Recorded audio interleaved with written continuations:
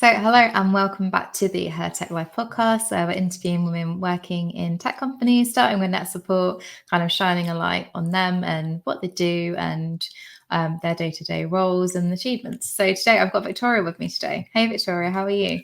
Hey, yeah, I'm good, thank you. How are you? Good. Yeah, good, thank you. From Monday anyway. Yeah. So first of all, do you mind just telling us a little bit about your role at NetSupport and what some of your responsibilities are?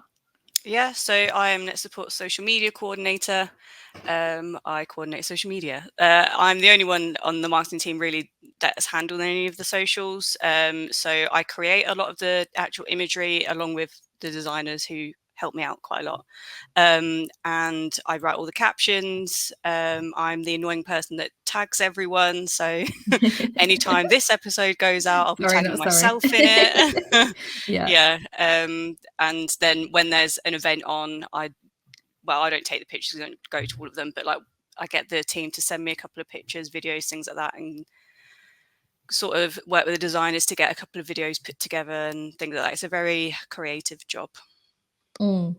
Yeah, and you've got a lot of different accounts to manage as well, haven't you, across different platforms? Yeah, So. there's like 17 different accounts across different Yeah, platforms. In fact, we're going wow. to add some more to them because we're going to start doing Pinterest as well. So Nice. Okay, well that's cool and exciting, but yeah, yeah, that definitely adds to your workload. So, yeah. wow. Yeah, so I guess we'll kind of get onto maybe when we come into challenges, maybe that will be one of the challenges, prioritizing those different accounts. So that'll be hmm interesting. But yeah, very cool and creative. But what about you outside of NetSupport? Well, I mean, I also work outside of NetSupport because, as you know, like at the weekends, I also work in a pub, Mhm. just for a bit of extra cash. Yeah. It's a very social job, so it's more Yeah, social than my social absolutely. media job, actually.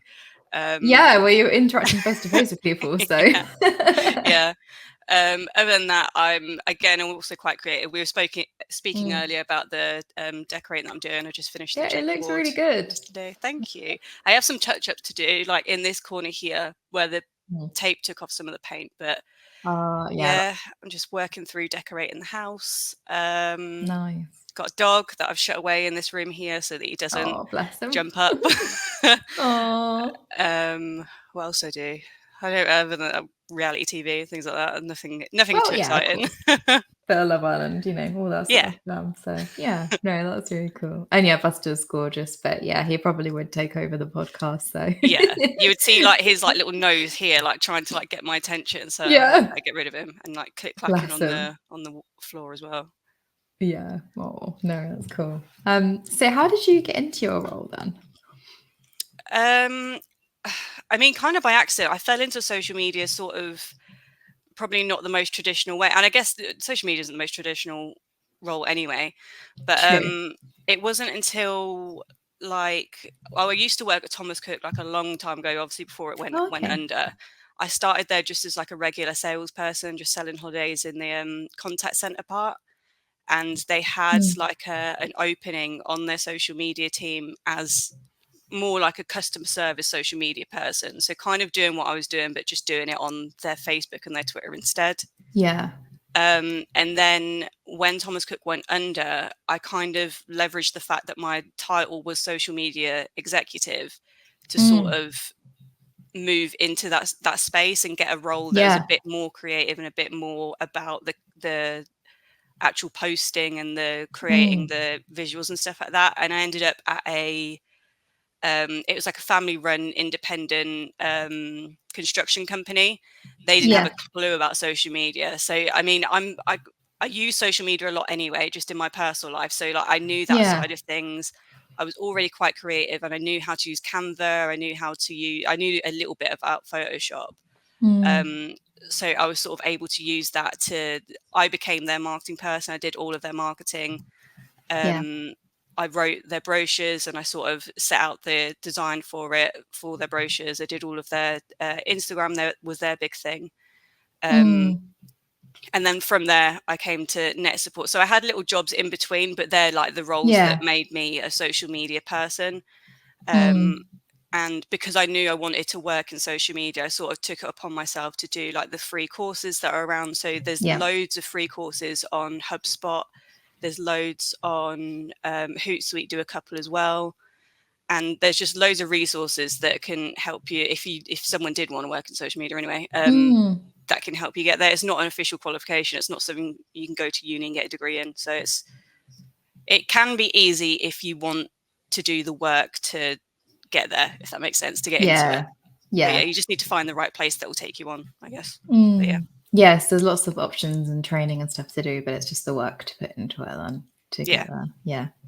Oh, that's really interesting. Yeah, it's funny. I didn't realize you used to work at Thomas Cook. I nearly ended up working at Thomas Cook, and really? then they went bust. So I'm kind of glad I didn't, because that would have been very bad timing. Yeah.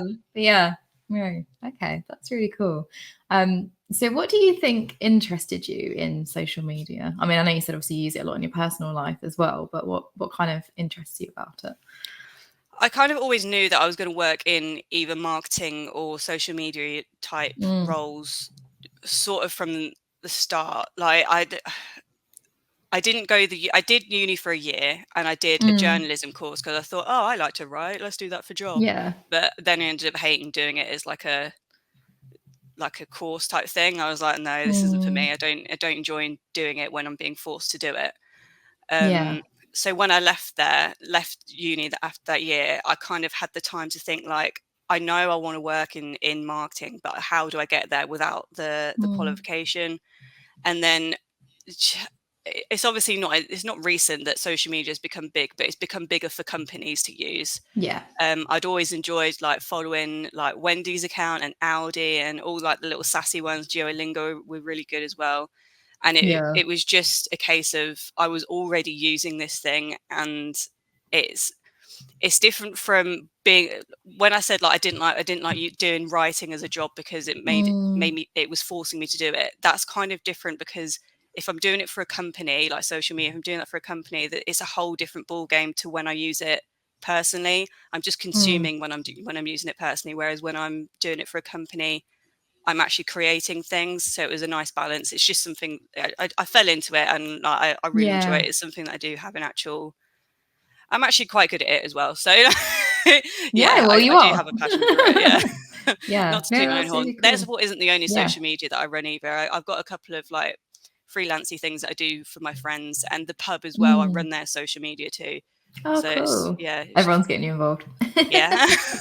For free, by the way. But yeah. I know, right? It's typical. Yeah. I enjoy doing it anyway, so it's fine. But that also like adds to your portfolio and stuff as well, which is exactly, yeah. experience. And so yeah, no, that's really cool. That makes sense though, that obviously you had this like creative energy and you're interested in writing stuff as well. It's just finding the right outlet for it, I guess, rather than journalism. Yeah. It's a lot more, because social media changes so often, and it's such it's not just like, oh, Twitter, Facebook and LinkedIn, they're not all the same thing. Like what I write for Twitter, I don't always write for LinkedIn. And then you have TikTok and Instagram. Instagram's my favorite one, but to do for a company. But there's just lots of different like avenues you can go with social media. Yeah, definitely. It keeps it interesting. What would you say the challenges and the benefits of your role as a social media coordinator? I mean, the challenges, we kind of touched on it earlier. I'm running 17 different social media accounts, and I'm only one person. So a lot of my time is taken up by obviously like thinking of what to post, but then also the scheduling side of it. The scheduling is the bane of my life. That's the bit that I dislike the most about social media, especially when I'm bulk scheduling. So we have 17 different accounts, and I post daily on most of them and twice daily on our like main ones. And then on top of that, I'm sort of trying to open up avenues for more like Instagrammy stuff and more TikTok stuff. And like I say, we're going to start doing Pinterest as well.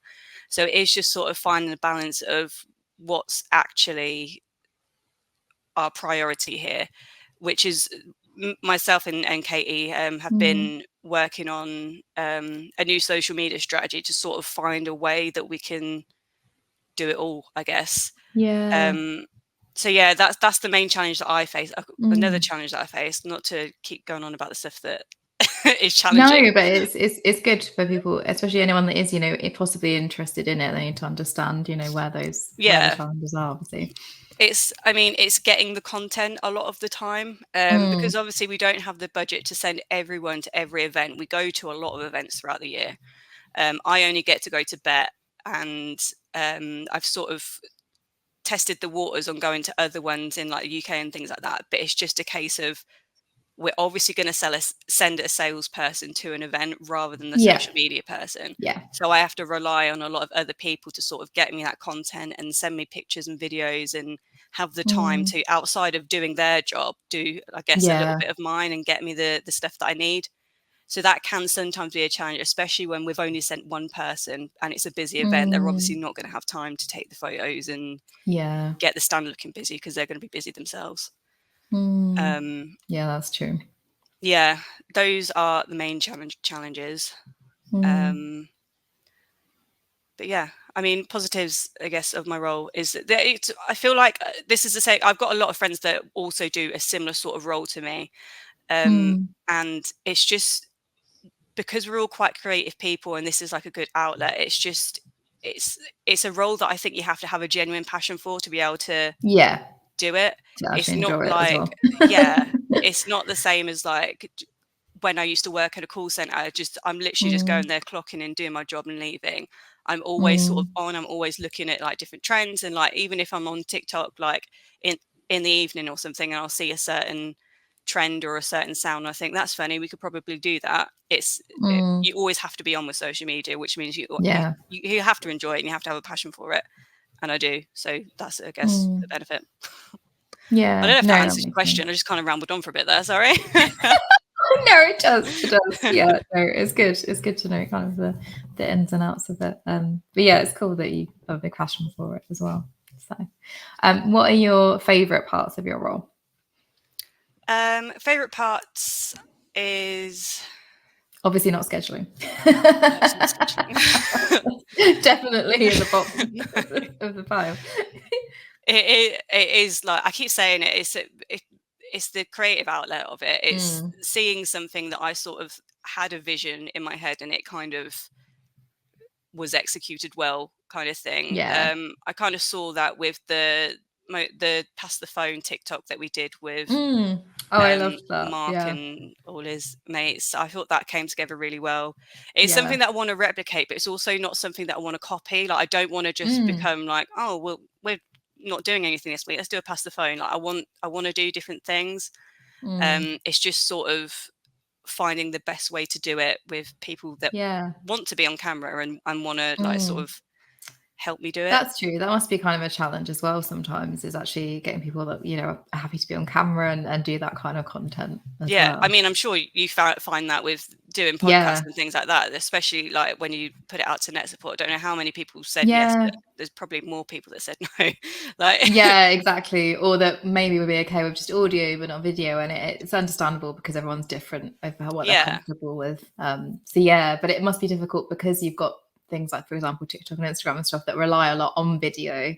Trying to sometimes get some of that content must be a challenge as well. Yeah, I have people that are worried that because with like TikTok and Instagram, obviously we're going to show up on people's For You pages that might not necessarily be in the ed tech space or the corporate space. And it might just be because I follow them, they're going to pop up on my friends' algorithm just because I've shared with them before, kind of thing. So there are people that are thinking, what if one of my friends sees this or something like that, or like what if this, like the other. I understand, and that's kind of why I said yes to this podcast when you asked me. I was like, it's a bit hypocritical if I turn around and said no, I don't want to be on camera when half of my job is asking people to be on camera. So I thought, I'd at least, you know, do what put I yourself ask out there as well. Yeah. But there's a major challenge getting people to say yes to it. I forgot what the question was. Did I even answer it? Favorite aspects. So you said obviously the creative bit, and then we it. ended up off on a tangent. But you like the fact you get to be creative and try different things, which is really cool. And I like what you said as well about you want to kind of use some of those ideas again, but not copy them, because obviously if you're just churning out the same content, then it's not great. But it's cool that you can find different ideas and inspiration and use it in different ways. So. There's a lot of like lip syncy ones that I want to do, but again, I need to find someone that'll let me do it. David Turner's usually pretty good at doing it, but then I reckon it would be a dedication to him, and I don't know. Just the David Turner TikTok. Might be a bit too niche. If it's just I was going to try and get one of the designers to help me, but they're all going to say no as well. So 100%. Yeah, they will. I'll find someone. I'll find someone that wants You to be on will. camera. Yeah, you will find someone for sure. All right. So my last question really is just, what would you suggest to someone who is interested in a role like yours? I do think, like I said earlier, look at some of the free courses. There's so many free things that you can do. Like I said, HubSpot Academy is a great one for it. Google do a free certificate as well. There's loads of free certificates and qualifications that you can get for it. There's a LinkedIn, and I think I think she might recently have left Twitter actually, but she's definitely on LinkedIn. It's called Girl Power Marketing, and she very often puts out like lists of free resources that you can do for different parts of, depending on what sort of social media you want to get into, Yeah. whether it's like the TikTok marketing or like analytical, I guess, sort of social media side of things. She regularly does a free list, and she also puts out a really good newsletter as well, which is really useful. I do think it's just a case of, sometimes it's just find it. If you've got like a friend that like runs their own business kind of thing, like a hairdresser or nails or something like that, just say to them, do you want me to run your Instagram for a bit, and like just sort of test the waters with it, or even just do it yourself. Get yourself on TikTok and see how you can go. Yeah. It's such an easy job to get into if you want to do it, because it's free to sign up to. All of the socials that you want to use, they're free to sign up to. And I imagine most people are signed up to them as well. It's just, it's changing the way you use them. And then the way that, like I said, the way that I did it, I kind of fell into it I was already in a company that needed that had that opening. So I just kind of jumped into it. So it is, I guess, also about taking a chance and just saying like, I know how to do it, and just give me a chance of it, I guess. The smaller companies, and it does are really help that good. everyone needs it as well, I guess. Yeah, we're getting to the point where so many companies recognize it's an important part of their marketing strategy. Exactly. So. Yeah, you'd be silly to not be on any sort of social media and to not use it. And then there's also a really good job site called Sam Social Club. They are always, they're on Instagram, they're always posting new social media type jobs, including like apprenticeships and internships and things like that. So that's also a really good resource as well. So it's just having a look and seeing what you can find, really. Yeah, no, brilliant. That's really helpful advice. It's nice when there's like really tangible stuff like that people can take away as well, and actually go and look at some of these sites and stuff. So that's really helpful. Well, thank you, Victoria. It's been really lovely having you on. No worries. I've really enjoyed it. Thank you. Same.